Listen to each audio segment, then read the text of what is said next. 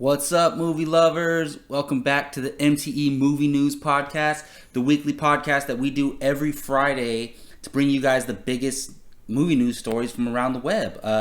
Brought to you by MovieTalkExpress.com. I'm your host, Jacob Bartley, and I'm here with my regular co-host, co-founder of Movie Talk Express, Gio Ramos. What's going on, bro?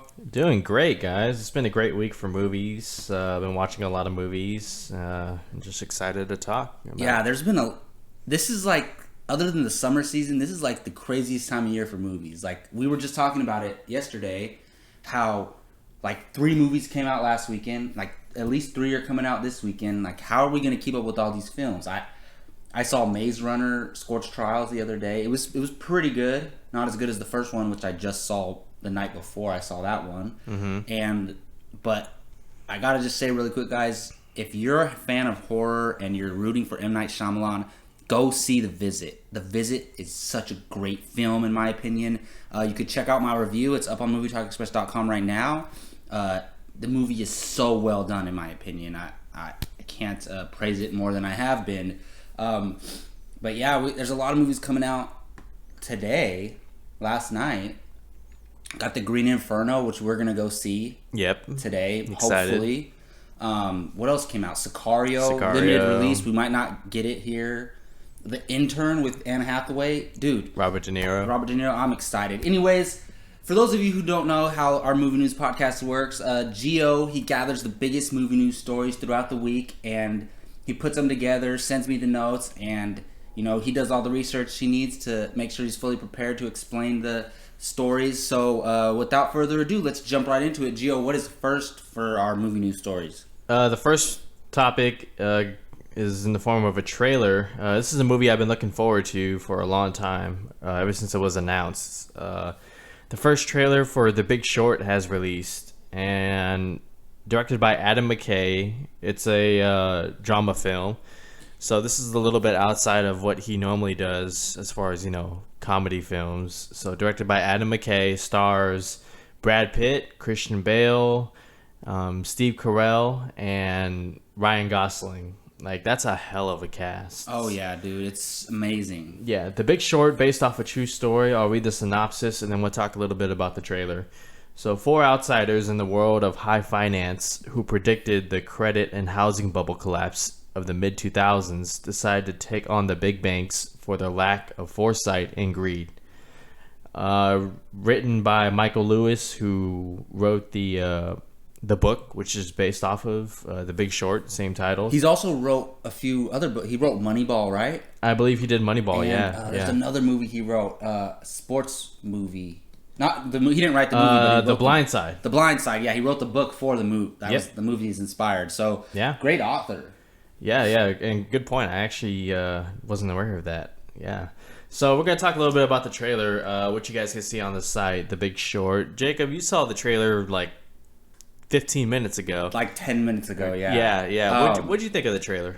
All right, the trailer itself didn't impress me that much. Like, it seemed like a generic, business world type movie. But just first of all, this cast. Holy crap!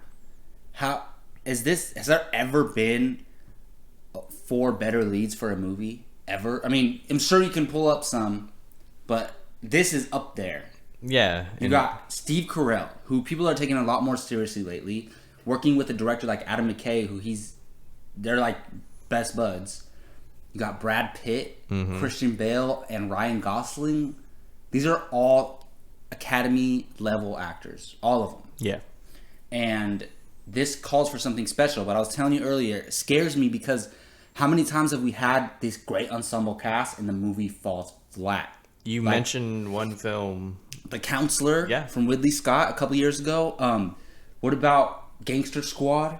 That was supposed to be, one of the best movies coming out that year. Yeah. It had Ryan Gosling, Emma Stone, a whole bunch of other people. Yeah. Fell flat.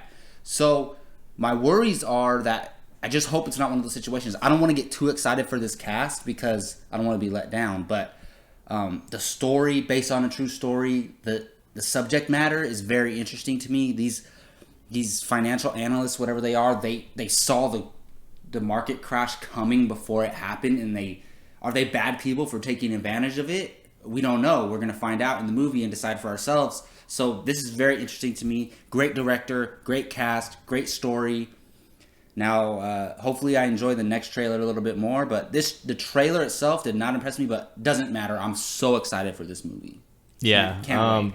On paper, this is a movie that doesn't raise a lot of questions. The only question I will have is, how does Adam McKay do for his first drama film? Yeah. You know, he's mostly known for comedy films. So this will be an interesting take from him. But I do like, Michael Lewis, everything that he's touched, like, turned to gold, whether it's The Blind Side or Moneyball. You know, those films have done really good. So there's something to be said about his track record. And, you know, The Big Short, you couldn't have asked for a better cast, you know. No way. Maybe The Martian, but we'll see. That's another Ridley Scott movie. Yeah, you're right. Yeah.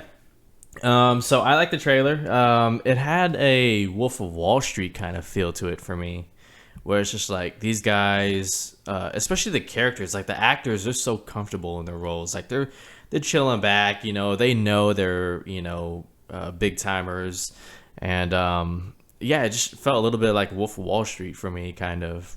Not saying it'll be the same type of film, but I got it kind of. No, you're right. I actually thought of that when I was watching this movie. It's a serious subject matter, and it's exploring, you know, morally questionable people, but it's like a drama comedy. So, and that's kind of like how Wolf of Wall Street was. So, in that, if it's similar to that, I think I'm gonna love this movie. Yeah. So, you guys, let us know what you think about the trailer, The Big Short. You can check it out on our site. And, you know, what are you most excited about? The film comes out on December 23rd, 2015. So be sure to look out for that. All right. Next up, we have some news regarding Jurassic World 2. Director Colin Trevorrow went on the Jurassic Cast podcast. I think that's a pretty cool name. And talked about the sequel. And I'll summarize what he said. He basically... All right, so Jurassic World, it was all based on a quote from Ian Malcolm, which was, "You stood on the shoulders of geniuses to accomplish something as fast as you could. And before you even knew what you had, you patented it, you packaged it, and slapped it on a plastic lunchbox, and now you want to sell it." And he brings up how... in that movie, he tried to make Ian Malcolm's quote, you know, as reality as it can get. You know, that's why you saw so many product placements like Verizon and Starbucks and all these other things, because these big corporations, they want to sponsor this thing, you know, before you even know that. They probably had an idea of what the dangers were, but all right, I'm getting a little bit off topic. So, for the next film, Colin Trevorrow quoted another quote from a character from the original film in Dr. Alan Grant. And what he said was, for Jurassic World 2, we're trying to find a foundation. And he quoted saying, "Dinosaurs and man, separated by 65 million years of evolution, have been thrown back into the mix together. How can we know what to expect?" And this kind of foreshadows the next step for Jurassic World 2. I like how Trevorrow is continuing to use quotes from the original film to kind of tell the next story. Yeah, kind of hint towards what's to come. And when he says dinosaurs and man thrown back in the mix together, for me, it means that in the next film, we're going to see a lot of dinosaurs in different places around the world. Oh, yeah. It makes sense. Yeah. So, how do you like this approach? And, do you like where it's going, Jurassic World 2? I know you were pretty high on Jurassic World. We don't know where it's going, but we can get an idea from the way the movie ended, right, and from the way what they've been talking about in these quotes. But it's clever what he's doing, but I just have a question. He is not for sure coming back to direct yet, and he said he's most likely not going to direct. Right? Oh no, he's serving as his executive producer because Star Wars. Yeah, he's very busy with another property, so it makes sense. And just he said, I remember forgive me, I'm paraphrasing, but I remember he said something like a while back, a few months ago, when the movie came out. He was like, he wasn't sure if there was any more story to tell with the way he set up Jurassic World. Like, now you're gonna have to explain what happens next, and that's a huge, large scale movie potentially. So I think he's smart to step away, and I like this. I like the idea of different directors coming in for each movie in a franchise. I like that. It keeps things fresh. It keeps people motivated. It keeps people hungry, like the way they're doing with Star Wars. J.J. Abrams directing Episode 7, Rian Johnson directing Episode 8. Good point. So, and Colin Trevorrow's doing Episode 9. Yep. So, yes, he is. He's busy. Tie that back around. So this is interesting because we know he's involved, but he's not directing. So is the new director going to have a say on how the movie goes, or is he just going to be the studio's puppet, is what I'm wondering. Because this is a bigger issue. How much freedom does the studio give the director? We've had this conversation millions of times. But anyways, the quotes, we could have guessed. So at the end of Jurassic World, spoilers, guys, the dinosaurs are running free. They are on an island, so the ones on foot technically can't go anywhere. But there is a lot of dinosaurs with wings, and they broke free. They're out in the world. I've said this before, and it's obvious. It's not like I'm a genius for saying this. Those animals are gonna infiltrate the whole ecosystem and change everything. Oh, yeah. You know how, whether you add a new species or take away a species out of the ecosystem, it changes everything. It really does. So how are these dinosaurs going to affect that? That's going to be interesting. And also, we know they were heading in the direction of, creating weapons out of the dinosaurs. I forget the actor's name, Kingpin in Daredevil. Vincent D'Onofrio. Who's apparently dead, but we don't know yet. He was, the whole time he was talking about, creating weapons out of these dinosaurs. So that's very interesting to me. I know a lot of people said they don't want to see them go in that direction. I kind of wouldn't mind a Jurassic World movie with the U.S. using dinosaurs to fight in a war. Like, wow. Oh, yeah. That would be awesome. So anyways, I know I went a little too long on that, but I'm excited for this franchise. I really enjoyed Jurassic World. I'm not saying it's a great film, but it's a really fun, entertaining movie, and that's all it had to be. So yeah, I'm looking forward to this. I'm curious to see who directs. Yeah, I like how you got all scientific on me for a second. With the ecosystem and everything. Right, yeah, that was pretty good. Jurassic World, it was good enough to where it's like, okay, this franchise can keep going. Go on the right track. Obviously, there's more to tell here. They obviously can't go back to the island because... No, there's no way. Yeah. There's no way. Yeah, and if you remember, Dr. Henry Wu actually escaped the island with a bunch of... with the DNA and stuff. For the dinosaur. Oh, yeah. He's going to put that stuff on a black market. Mm-hmm. Oh, dude, it's going to... Other countries. He's going to sell it to other countries. Holy crap, we're screwed. Yeah, and there's going to be, I like what you said about when you brought up using dinosaurs as a weapon. I think you can expect that in Jurassic World too. Definitely. Because there's more than one Chris Pratt in that world as far as people who have that relationship with dinosaurs. Yeah. Especially dinosaurs have been around for 20 years at least, right? In their world. The government hiring someone from like the San Diego Zoo, like, hey, you're good with animals, come here, Well, I think what's going to happen is the scientist guy, I'm not great with the names ever, but he's going to sell it to other countries. Dr. Wu. Because I think Chris Pratt's character is going to go to the U.S. government like, look, this guy got away with these dinosaurs, we gotta get him. And Chris Pratt's gonna be looking for that guy, and he's gonna be selling it to other countries because I doubt the U.S. is gonna morally get involved. And what if those other countries create a huge army of T-Rexes, or I forget the name of the new dinosaur in Jurassic World. The Indominus Rex. Yeah, the Indominus Rex. What are the humans gonna do? Are they going to create their own dinosaur army? Or are they going to create, like, robots to fight the dinosaurs? Nah, they're going to shoot and they're not going to miss. Exactly.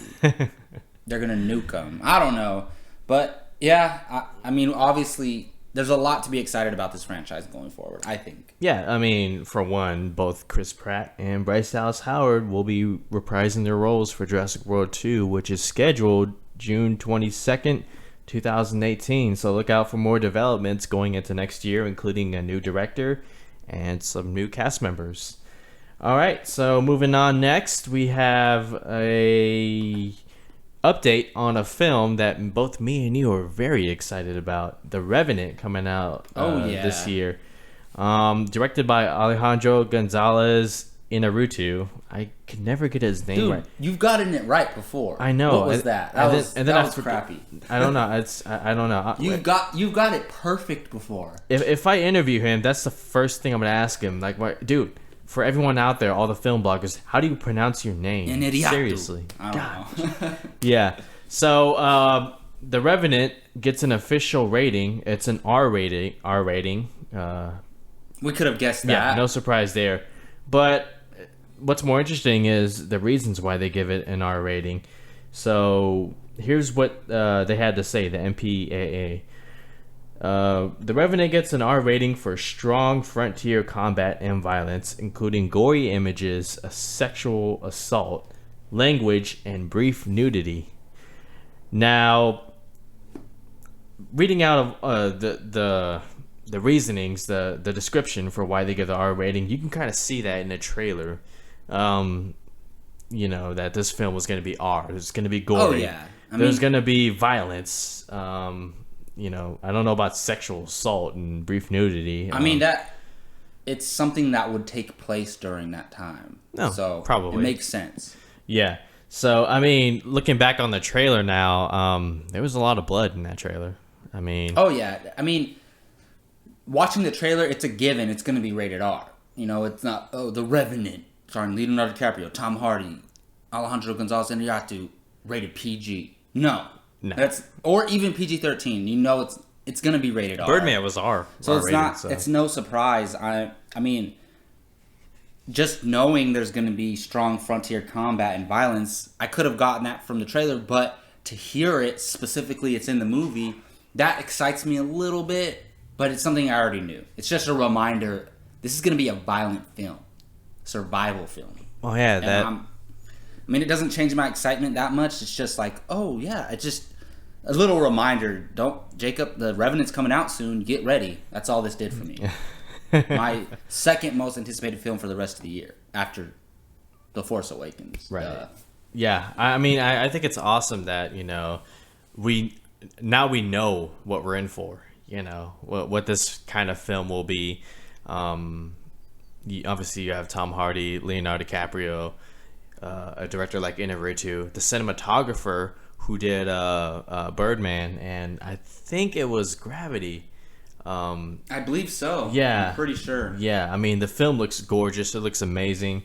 And, you know, we can't wait for it, and neither should you. Like, this film's going to be amazing. So The Revenant comes out on limited release Christmas Day. So be sure to check that out.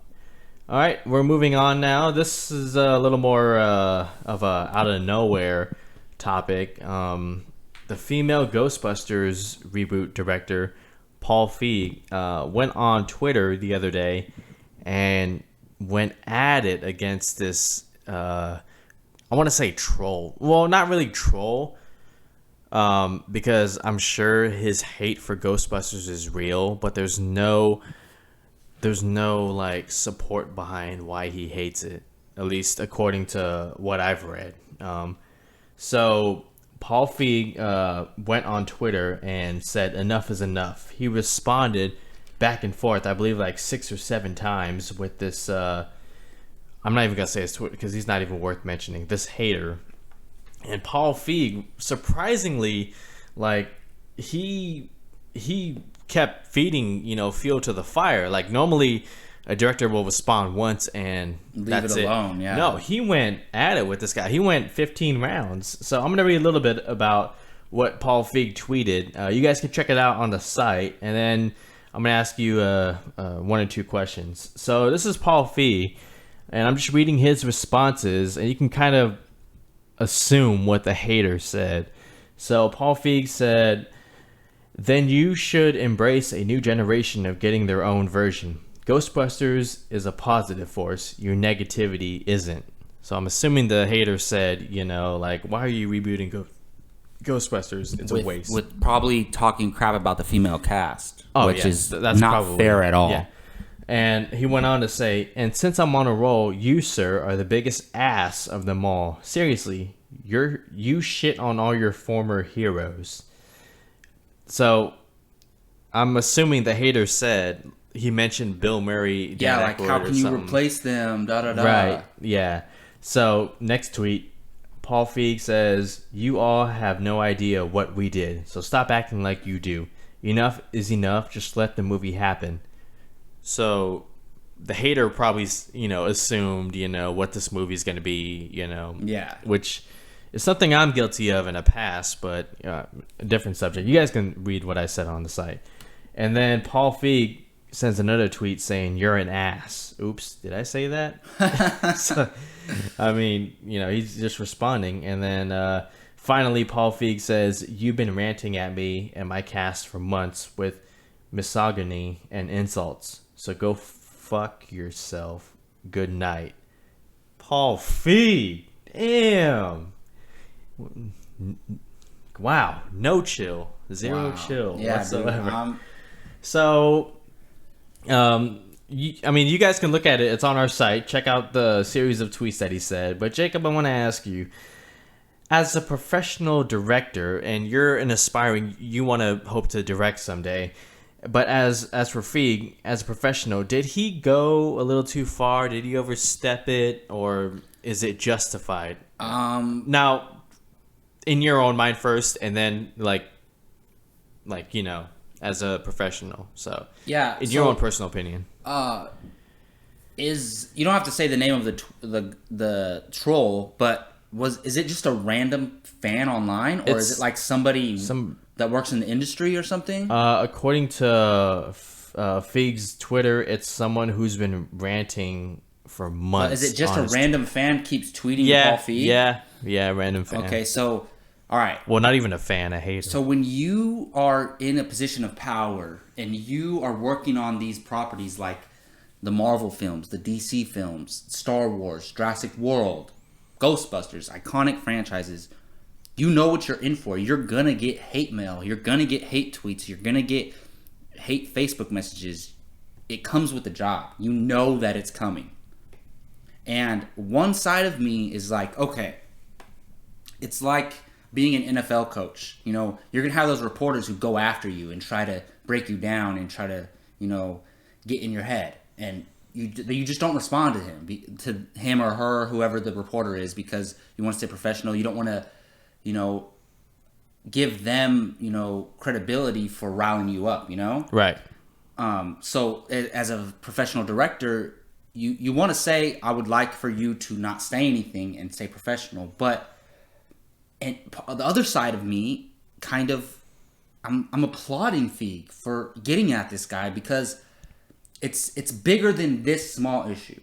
It's a bigger issue. It's trolls online in general. So there's billions of people on this earth, and some of them are going to be a-holes. No matter what, you're always going to have the a-holes out there. So I think people should just be prepared and assume that this stuff's going to happen. And every once in a while, you got to let your, blow some steam off and get it off your chest. And I don't think this is going to have any negative effect on Feig or the Ghostbusters movie. If anything, he should be applauded for defending the movie and the idea of introducing old properties to a new generation. He should be applauded for that. But at the same time, I bet you there's thousands of people tweeting him negative stuff about the Ghostbusters reboot, and he's not responding to them. So why respond to this guy? So I'm kind of mixed on it, but overall, I applaud him. Yeah, I mean, you have a point. This doesn't do anything bad for the Ghostbusters reboot. This is like, if anything, it makes me look forward more to the movie. This is promoting the movie, and this is putting it out there. Exactly. I didn't even look at it from that point. he's passionate about it. This makes me want to see the movie more. Yeah, it really does. Now people are talking about the female Yeah. Ghostbusters movie. And, so in a sense, this is like free marketing. Smart move, Paul Feig. But, and in my article, I mentioned, not everybody, everybody kind of has a breaking point, because we're all human beings, we want to defend ourselves and defend our art. Look at Josh Trank, I mean, he did it in a wrong way, I'll say, but, I don't think this is a bad move on Feig's part. I think the guy, said what he wanted to say, and rightfully so defended this film. This film has been getting a lot of hate, particularly because they chose to go with a female cast, which angers people. I don't know why. Like, if it makes you angry, please let us know and, tell us your reasonings why. But be respectful about it, It's those same type of people who got mad that Michael B. Jordan was playing Human Torch. Human Torch. And race is not an issue unless it's a core element of that character, like Black Panther. Obviously, he's African American, So I'm just saying, like, this isn't... They're not playing the characters from the original... It's not like... What are the names of the characters in Ghostbusters? Do you know? You have God. Well, whatever. Okay, let's say Bill Murray's character, right? Damn it. Melissa McCarthy isn't playing a female version of Bill Murray's character. I don't think. She's playing a new character. These are all new characters. Yeah. So it's not like, they're stepping on the toes of the old Ghostbusters. This is a new version of Ghostbusters, and we should embrace female leads in these action blockbuster franchise films. Like, there's not enough of diversity in them, and it's a positive thing that we're getting this movie. Whether it's good or not, we'll find out. But the movement of, forwarding diversity in Hollywood, this is a film that's gonna help with that. Yeah. So the characters, Peter Venkman, Bill Murray, Ray Stantz, Dan Aykroyd, and Winston Zeddemore, Ernie Hudson, Egon Spengler, yeah, and the late Harold Ramis. Other than the late Harold Ramis, they're all making cameos in the movie. Yes, so are they going to cameos. be older versions of themselves from the movie, or are they just going to make like, oh, I'm here, I'm working at the bank, like, who knows? I hope it's As their cameos characters? of themselves. Yeah, because then this is a continuation. Yeah, of course, and I don't mind that. Yeah. So No, it's great, guys. So let us know what you think. Check out the tweets once again on MovieTalkExpress.com. All right, moving on. We have an update on one of our favorite franchises as a kid, Men in Black. So producers of the Men in Black trilogy spoke at the Toronto International Film Festival, and they revealed that Sony wants to do a trilogy. They want to reboot the franchise into a trilogy without Will Smith. So, Jacob, I just want to... Well, I'll give my opinions first. This is no surprise. I mean, you have a property that, fans love, and it's just sitting right there on your shelf. So what's the popular thing to do in Hollywood? Reboot it. And not just into one film, into a trilogy, multiple films. So this is no surprise for me. Neither is, surprisingly, Will Smith leaving. I'm not surprised about that. They want to go into a new set of films, and they want to go younger, possibly. So this is the second of Will Smith's films to leave him behind. The first being Independence Day, and now Men in Black. And now I'm worried about Bad Boys 3. Like, please keep Will Smith Bad Boys 3. Come on. But I want to ask you, do you buy into this Men in Black reboot as a franchise? Does it surprise you, and Will Smith not being a part of it? Neither of those things surprise me. I mean, Hollywood today is all about brand name, brand recognitions, having a built-in audience already. Yeah. And you know how much just the title of a name like a Ghostbusters or Men in Black or Power Rangers. Just like the name alone Transformers does half the marketing for you already. All you have to say, oh, there's a new Men in Black movie coming. People, oh, Men in Black? Oh, I used to love those movies. Or, that's interesting. What are they doing with it now? That alone. So obviously, we're gonna see a lot of these properties. We already are. All these known properties being remade, sequelized, everything. Will Smith not coming back. I actually prefer that for this movie. I would like to see him back. If they make a Bad Boys 3, don't even bother making a Bad Boys unless you bring Martin Lawrence and Will Smith back. Just don't bother. Yeah. But with Men in Black, it's a situation where you can bring in new agents. I want it to stay within the same continuity of the old Men in Black movies. I want them to bring in. Why not have a female agent as one of the main characters, like we were just talking about for Ghostbusters?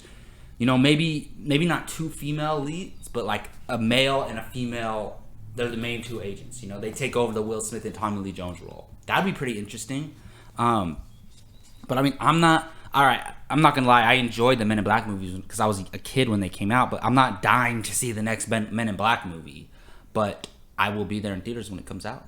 So, how do you feel about Jennifer Lawrence signing on to a Men in Black franchise reboot? Is that happening? No. I'm just asking. Can you see her in that? No. No? I can't. Wow. I mean, unless it's going to be a straight up comedy. How about Brie Larson? I could see that, but I feel like they're going to hire people who, even though, don't get me wrong, Brie Larson is not, a top tier name in Hollywood, but I'm saying up and comers. I feel like they're going to hire up and comers for that. Oh, all right. I got you. One thing I would like to see if they are rebooting it is keep Will Smith on as a producer, and it would be cool to make him kind of like the police captain of Men in Black. I was gonna say that either have him or Tommy Lee Jones. They're the old veterans. They're working. Mm-hmm.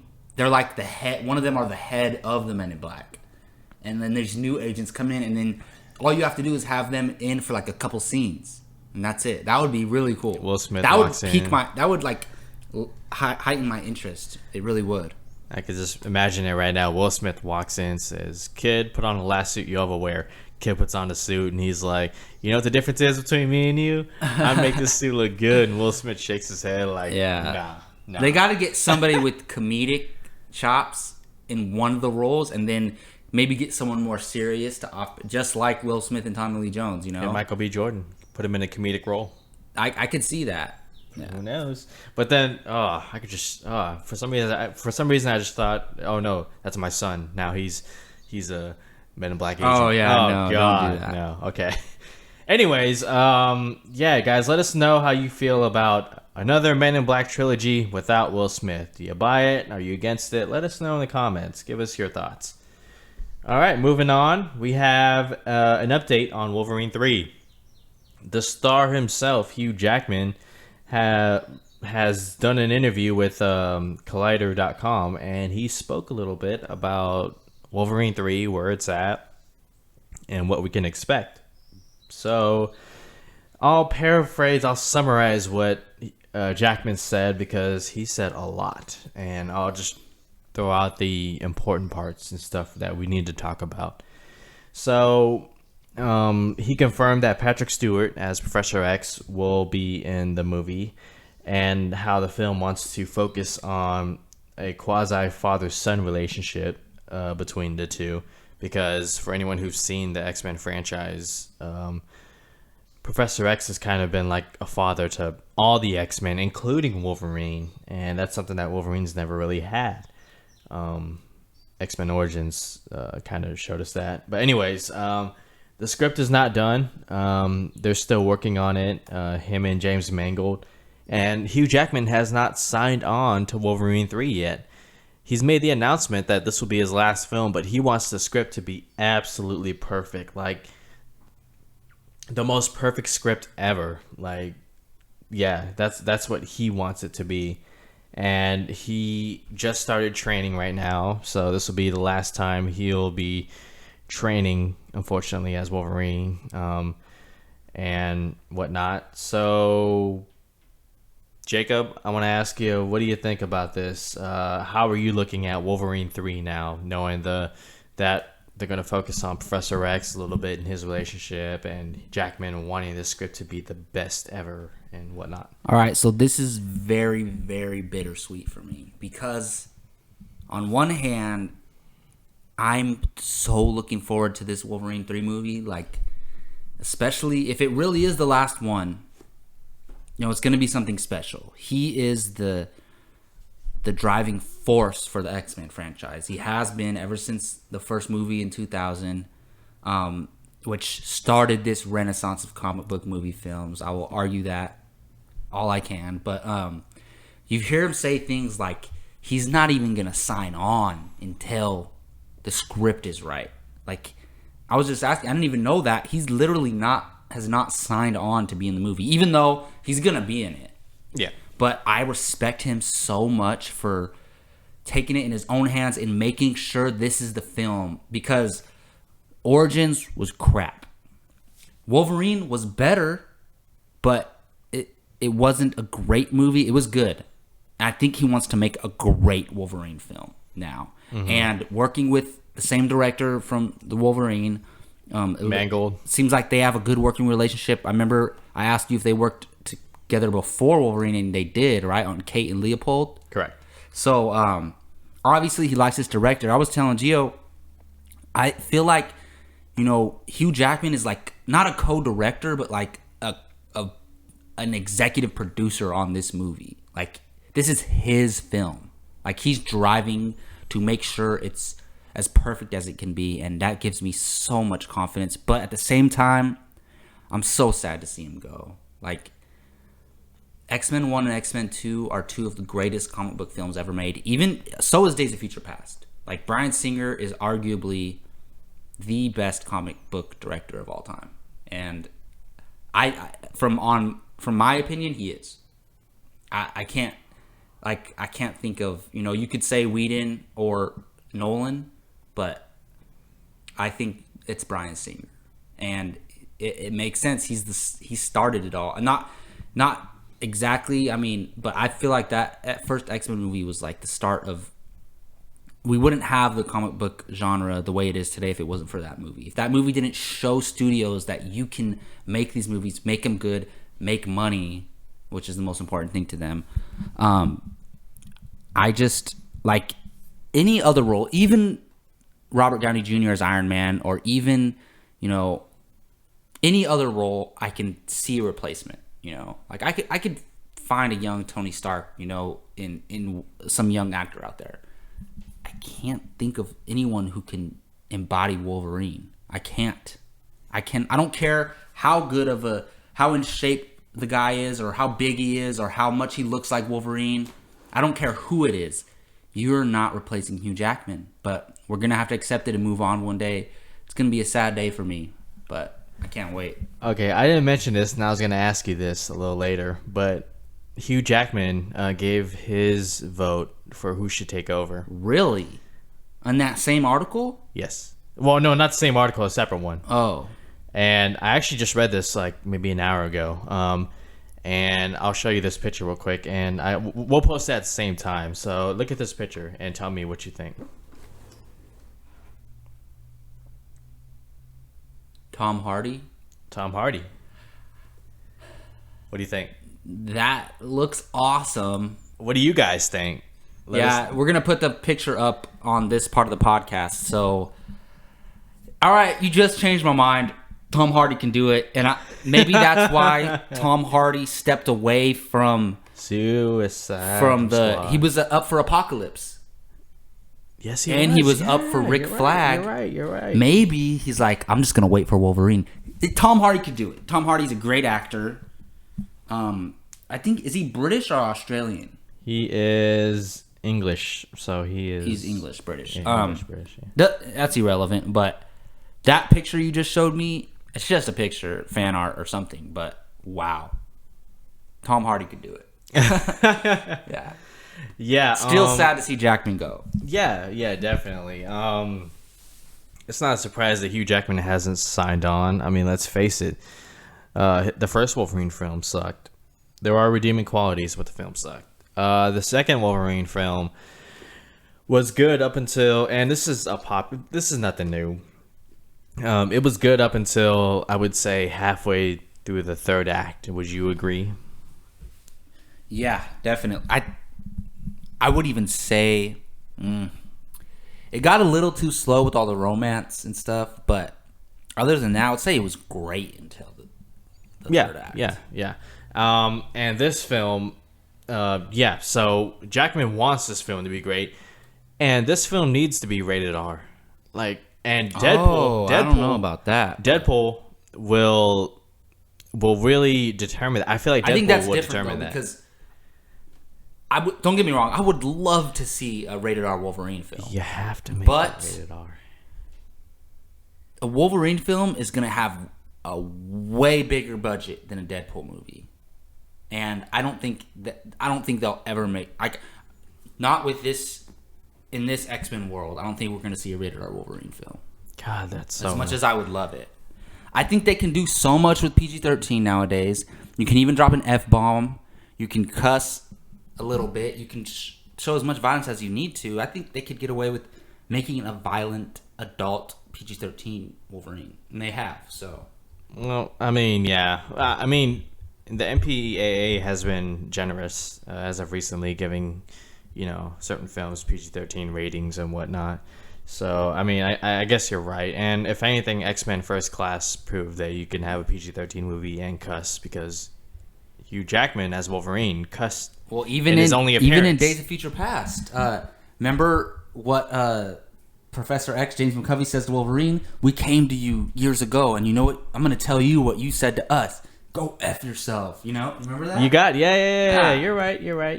Yeah. So, I mean, I personally would rather see it in R rating, in R rated. Don't get me. Wolverine Of course, I would love to see it. I just don't think it's I would not put money on it happening.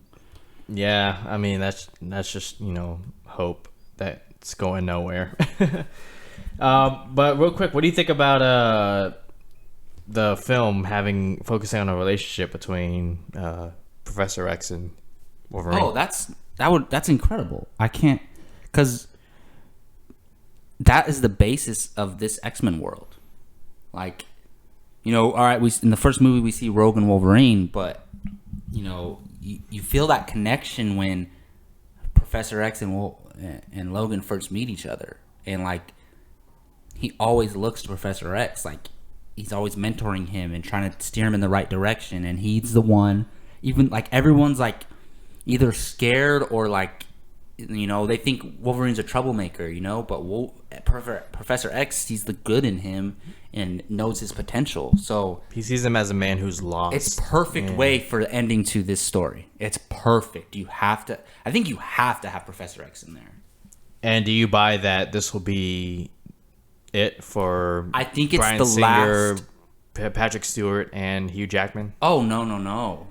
I think not for Bryan Singer. I think Bryan Singer's gonna direct more X-Men films. You think? But I do think. I think it's the last Wolverine film, Wolverine titled film with Hugh Jackman in it. But I wouldn't put it past him making an appearance in another Fox Marvel Universe movie. Mm-hmm. Okay. All right. Yeah, I like that. I like that speculation. I mean, that's all we can do at this point. But it's exciting to talk about, nevertheless, guys.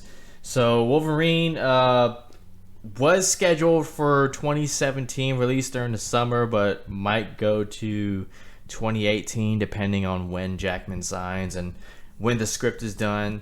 So you guys let us know how you feel about the proposed father-son relationship story between Professor X and Hugh Jackman, and let us know if you buy Tom Hardy playing Wolverine. I mean, he's 39 years old, I think, but 39 is the new 25, guys. So yeah, and that dude is in incredible shape. Yeah, Tom Hardy, so he can do it. Mm-hmm. And I'll bring up something real quick and randomly. I was watching a scene from Terminator 2. Arnold shot that when he was I think it was 46 or 48 years old. Wow. Look how young you look. Yeah. So you guys, it could work out. Let us know what you think, and have fun with it. All right. Well, thank you all for listening. That's going to do it for MTE Movie News. the MTE Movie News podcast for Movie Talk Express. I'd like to thank my co-host with me, Gio. Let them know where they can find you online, man. You guys can find me on Twitter at Giorgio Ramos24 and on Movie Talk Express every day. Yeah, and I'm your host, Jacob Bartley. You can find me on Twitter at Jake Ryan Bartley, on Facebook or Instagram, anywhere, Jacob Bartley. And please, I beg of you to subscribe to our YouTube channel. We can use all the help. We're trying to build our Movie Talk Express brand just because we love movies and we love talking about movies. And if you love talking about movies too, please comment in the comment section. Let us know. And please hit that subscribe button if you're interested in anything that we talk about. And if you already are subscribed, please hit that like button. And check out MovieTalkExpress.com where you can find great movie news articles, rumor speculation, movie reviews. I just put up The Visit review yesterday. Great movie. Gio's constantly putting out the hottest, not scoops, but, pretty interesting news topics and editorials. So please go check us out, and we appreciate the help. We'll see you next week.